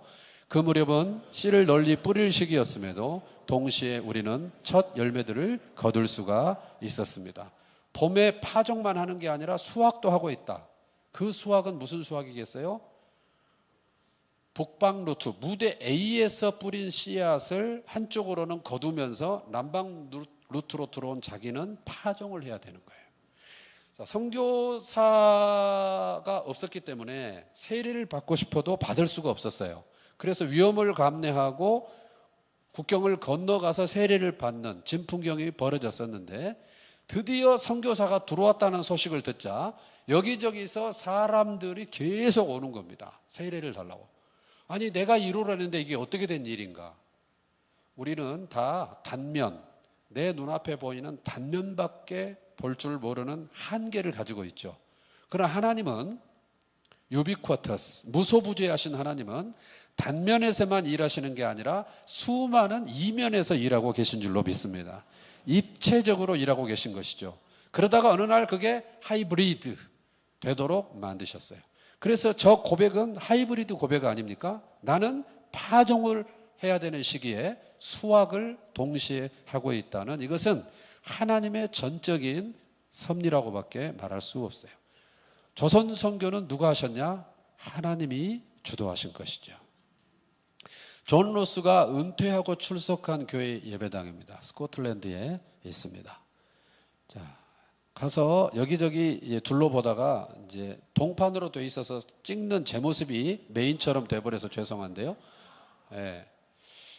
그 옆에는 이제 총신 교수님이시고, 그 존 로스 선교사에게 뭐라고 돼 있어요? 시작. 조선말로 신약 성경을 번역해 주심에 본부 교회가, 자운대 교회가 감사드립니다. 이렇게 써져 있습니다. 여러분 감사하십니까? 네. 자, 이제 무대 A, 무대 B가 끝났습니다. 요 이제 한 꼭지만 하면 끝나는데요. 정말 우리를 가슴 뛰게 하는 또 하나의 이면, 그것은 무엇이냐? 이분이 존 네비우스라는 중국 선교사입니다. 왜 갑자기 중국 선교사가 나오느냐? 자, 언더우드, 아펜젤러, 스크랜턴, 기타 등등 수많은 선교사들이 85년도 이후에 들어오기 시작했는데, 말씀드린 것처럼 들어온 선교사들이 다 20대였습니다. 20대 중반이 많았습니다. 제일 많은 사람이 스크랜턴 29살이었습니다. 그러니까 열정은 있는데 경험이 부족합니다. 방향을 모르겠습니다. 그래서 이제 언더우드의 제안으로 백전노장, 중국 선교를 30-40년 했던 아버지 같은 네비우스 선교사를 초청을 합니다. 우리 조선 선교 어떻게 해야 되는가? 그래서 네비우스 선교사가 본국으로 가는 길에 6월 달에 2주간을 조선에 와서 자식 같은 선교사들하고 시간을 보냅니다. 그러면서 조선 선교 어떻게 해라 하는 조언을 해주게 되는 거죠. 그의 조언은 뭘로부터 시작하느냐? 반성으로부터 시작합니다. 쌀 신자, 라이스 크리스찬. 나는, 그리고 나와 내 동료들은 중국 선교에 실패했다. 반성한다. 우리는 물질로 선교를 해서 결국 쌀 신자를 양산했다. 전도자를 돈 주고 고용을 했거든요. 그러니까 선교사에게 먹을 게 있으면 모이고 별게 없으면 안 모이는 기회주의자를 양산을 한 거예요. 그래서 거듭난 그리스도인인지 알 수가 없고 헌신을 볼 수가 없는, 그래서 너희는 빵 선교하지 말고 뭘 해라? 삼자를 해라. 그래서 이게 널리 알려져 있어요. 삼자는 자립, 자전, 자치. 그래서 세 가지 자, 셀프. 그래서 삼자라고 널리 알려졌고, 그래서 네비우스 삼자 정책 또는 선교 전략, 선교 정책 이렇게 얘기를 하는데요. 얼마나 이상적인 말입니까? 교회, 한국 조선교회가, 한국교회가 자립하게 하자. 선교사에게 의존해 있지 말고 자립하게 하자. 참 이상적인 얘기죠. 그리고 전하게 하자. 선교적 교회가 되게 하자. 예. 그리고 리더십을 그 안에서 세워서 스스로 재생산해서 돌아가게 하자. 너무 이상적인 말인데, 그러나 어떻게 그게 가능해지냐, 여기에 대해서 역사적 성찰이 이것에 비해서는 좀 부족했던 것 같아요. 그래서 제가 눈을 크게 뜨고 이렇게 방향을 제시했다면 이 방향으로 갈 수 있는 에너지원도 제시를 했을 것 같은데, 하고 봤더니 선교사님이, 다른 동료 선교사가 네비우스 선교사의 정책을 10가지로 정리를 해놓은 거를 보았더니 거기에 유독 반복적으로 나오는 키워드가 있는데 그게 바로 성경이라는 것을 발견을 했습니다. 네비우스는 방향에 있어서 삼자를 주장했다면 그 에너지원으로, 그 동력으로, 그 엔진으로 성경을 제시했구나. 성경 중심, 성경 우선일 때 자립, 자전, 자치가 되는 것이구나. 언더우드가 들어와서 사경회라는 것을 했습니다. 그건 뭐냐면 조선 현지인 지도자를 양성하는 일종의 사역훈련인데, 그것은 비체계적이었고 임시적이었고 규모도 적었습니다. 사랑방에서 성경방 형식으로 7명을 했다는 게 기록으로 확인되는 최초의 사경회인데, 아까 말씀드린 네비우스가 성경 우선 성경 중심을 제안하고 난 뒤로 저 사경회는 확대되고 체계화됩니다. 그래서 어느 정도 놀라운 문헌을 확인을 했냐면 1902년에 평양에서 남성 사경회가 열리는데, 기록으로 확인된, 제가 볼 때 가장 먼 곳은 전라남도 무안에서까지 참석을 했다. 무안은 지금의 목포입니다. 목포가 옛날에 무안이라고 불렀어요. 웬만하면 안 놀라시는 여러분, 왜 안 놀라시느냐? 개념이 없거나 무안 공항을 이용했겠지, KTX, SRT 탔겠지, 이렇게 생각을 하실 텐데요. 탈 수 있는 것은 오직 신발밖에 없을 때, 자기 먹을 거, 입을 거, 이불 보따리 싸들고 말 그대로 걸어서 한라에서 백두까지. 뭐 때문에? 성경 하나 때문에. 우리 민족의 성경 사랑이 그 정도였다. 1903년인데 감리교 선교사 하드입니다. 이제 중국의 우리나라 접경에 있는 선교사들이, 특히 여성 선교사들이 한국으로 약간 피난으로 옵니다. 왜냐하면 중국에서 외국인을 힘들게 하는 무드 때문에 와 있을 때 그 선교사들이 원산에 모여서 뭔가 이제 리트릿 같은 걸 하는데, 강사로 2분을 초대했는데 그 중에 한 분이 이 하디 선교사였습니다. 이 하드 선교사가 여러 얘기를 하다가 이런 얘기를 합니다. 우리가 85년 이후에 선교사들이 들어와서 선교를 하는데 우리의 이 노력에 비해서 열매가 더디다. 그 원인이 뭘까? 계속 하나님 앞에 묻고 기도하고 하다가 깨달았다. 그래서 선교사들이 뭡니까? 저 때문입니다. 깜짝 놀라. 아니 왜 선교사님 때문이라고요? 그랬더니 이런 고백을 합니다. 제 속에 은연중에 조선 사람들을 무시하는 마음이 있다는 것을 하나님이 보게 하셨습니다. 저도 20대 때부터 선교지를 많이 다녔는데요, 저도 그랬던 것 같아요. 돌아보면 문화적 우월감 없지 않았던 것 같아요. 내가 한 수 가르쳐야 된다는 생각, 뭔가 제 안에 있었던 것 같아요. 노골적으로 적극적으로 있던 건 아닌데 있었던 것 같아요. 참 부끄럽더라고요. 이 하디의 고백을 보면서. 이것이 하나님 앞에 온당한 자세가 아니어서 하나님이 역사하는데 장애물이 됐다는 것을 하나님이 깨닫게 하셨습니다. 그 말을 듣는 순간 선교사들이 그게 원인이라면 저도 그렇습니다. 저도 그렇습니다. 그 순간에 강력한 성령의 역사가 불처럼 그 가운데 떨어지기 시작합니다. 그리고 하디는 그 뒤로 가는 데마다 이 고백을 하게 되고 이 고백을 할 때마다 동일한 역사가 일어납니다. 한국 교회 부흥 운동은 회개 운동이었습니다. 느헤미야 9장에 보면 에스라가 돌아와서 한 일이 뭐였습니까? 결국은 회개였습니다. 본인의 회개가 민중의 대각성으로 번졌습니다. 언제나 부흥을 경험했던 부흥의 역사를 파고 들어가면 회개가 있는 곳에 부흥의 역사가 따랐던 것을 볼 수 있는데 이것이 또한 우리 한국교회 초기 역사의 특징인 것이죠.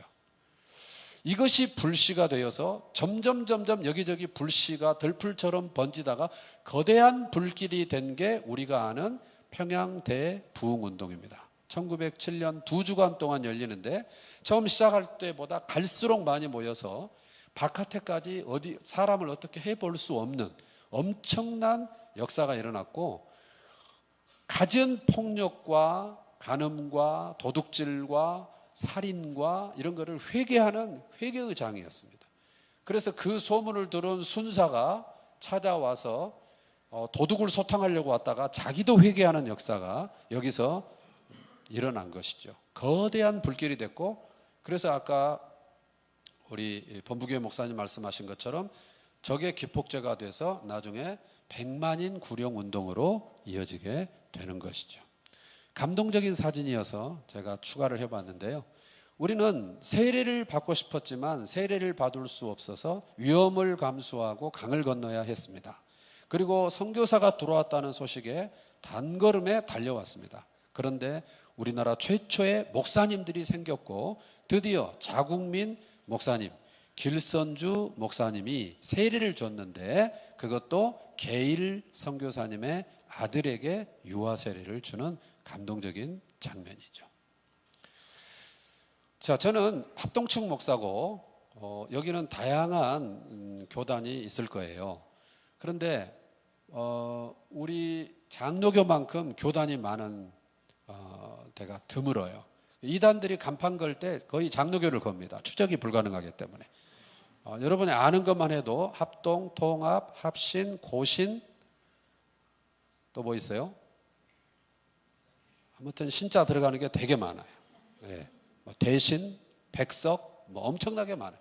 그 뒤에도 뭐 군소교단이 너무너무 많아요. 그러니까 그 모든 게 하나일 때, 장로교가 하나였을 때 얘기입니다. 동노회로 있다가 이 동노회를 총회로 전향하는 대한예수교 장로회 설립입니다. 이 설립 총회 때 첫 번째 아젠다, 회의 주제가 뭐였냐? 그 당시 한국교회 수준을 보여주는데 선교사를 파송하자. 여러분 지금 12년인데요. 선교사가 최초로 들어온 게 85년이었습니다. 한 세대를 30년 잡지 않습니까? 12년이니까 27년째입니다. 저 때 결의하고 그 다음 해에 새 가정을 산동성으로 파송을 합니다. 한 세대가 가기 전에 선교사를 보낸 민족을 찾아와 보십시오. 한 세대가 아니라 한 세기가 지나는데도 선교사를 못 보내는 자립하지 못하는 교회가 허다합니다.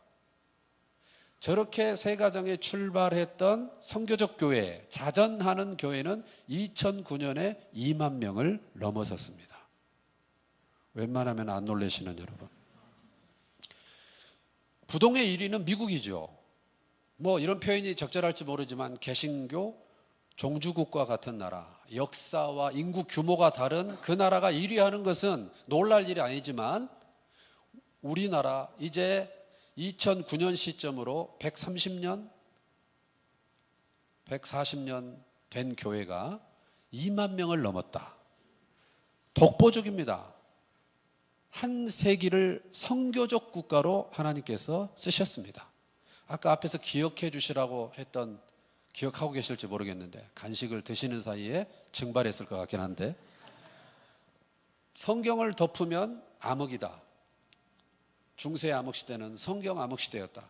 성경을 펼치자 선교 시대가 열렸다. 성경이 가는 곳에 선교가 반드시 따라가더라. 우리나라도 성경으로 돌아왔기 때문에 선교가 압축적으로 성장하는 특징을 보여주고 있는 것이죠. 우리나라에 들어온 선교사들은 조선 사람들을 어떻게 묘사했느냐? 반드시 앞에 성경이 들어갑니다. 성경을 사랑하는 사람들, 성경 여인들, 부인 권서들, 이렇게 성경이 들어갔던 사람들. 그래서 저는 저 표현이 너무 좋아서 이메일을 저걸 썼어요. 바이블 러버 @ 카카오.com. 아직 바이블 그 밑에 거는 없을지 몰라요. 빨리 선점을 해보세요.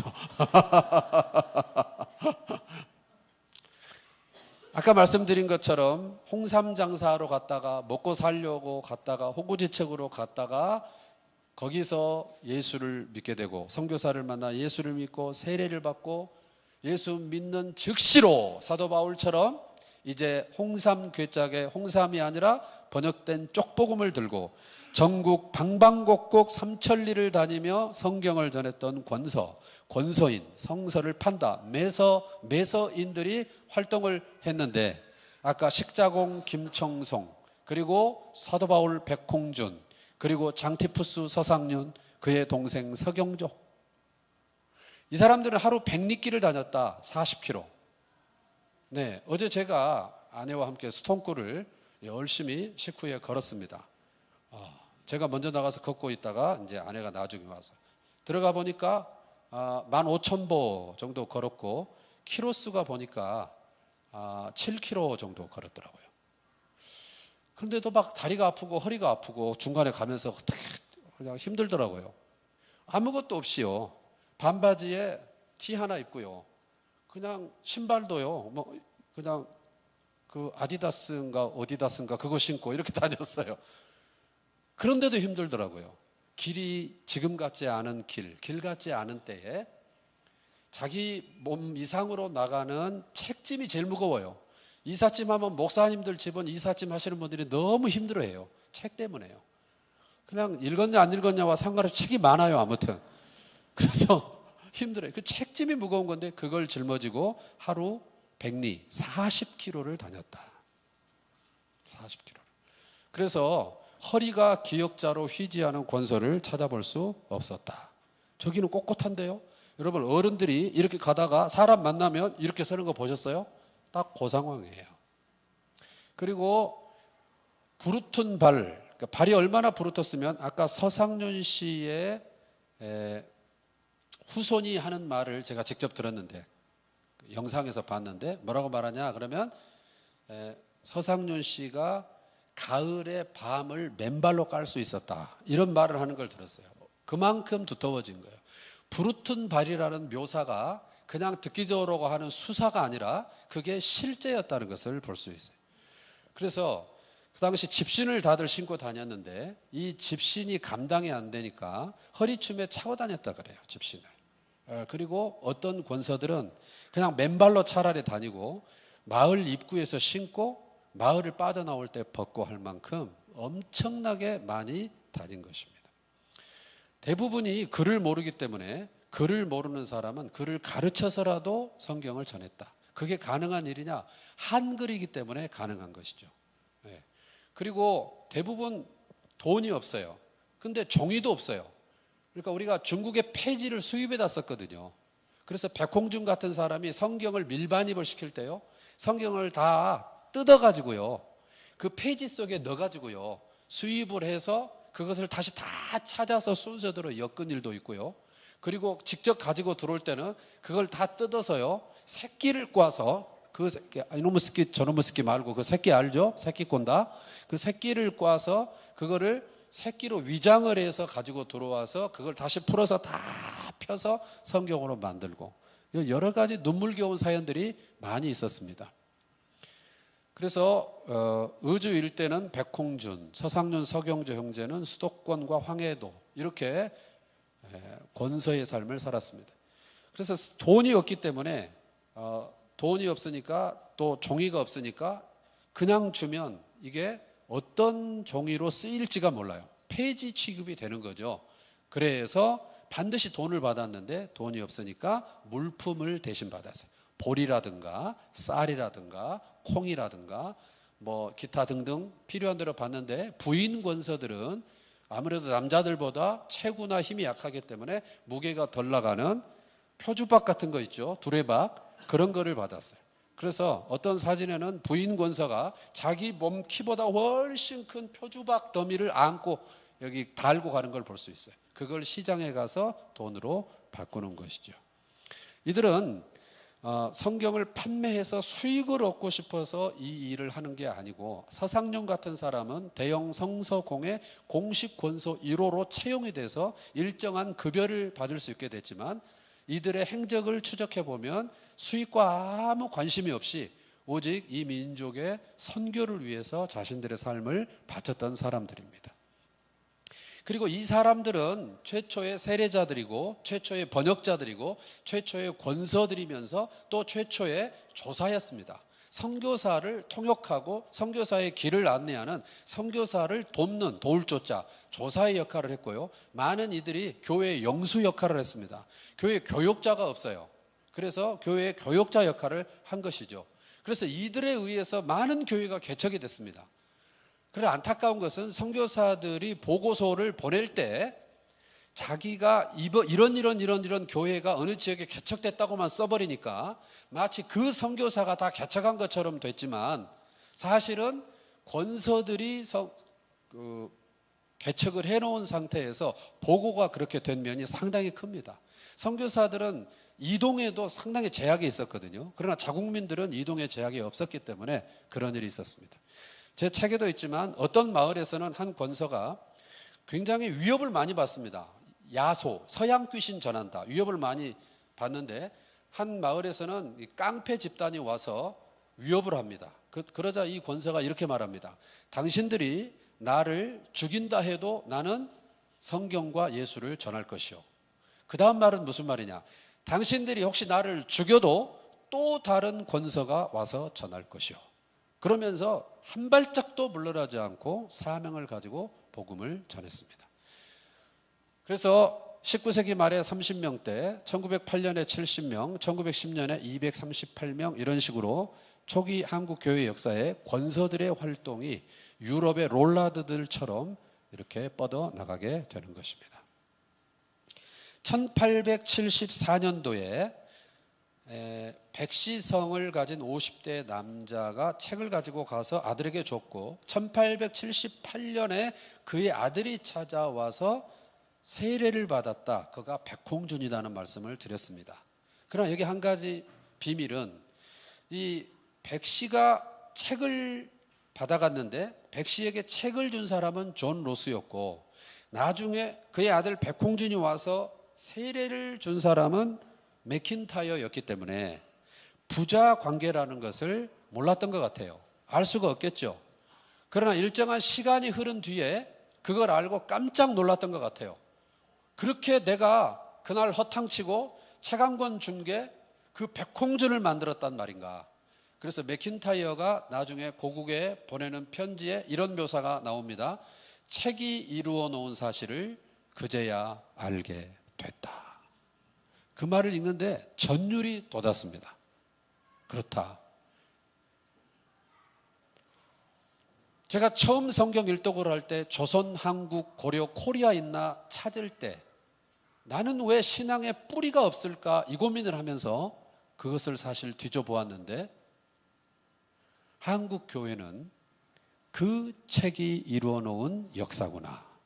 그 책이 이루어 놓은 열매구나. 이 반석 위에 내 교회를 세우리니 성경 반석 위에 한국 교회를 세우셨구나. 모진 고난과 핍박과 어려움 속에서도 비바람이 불고 창수가 나도 흔들리지 않고 선교하는 교회로 하나님이 만드시기 위해서 무대 E, 무대 B 네비우스까지 들어서 쓰셨구나. 그 책이 이루어 놓은 사실.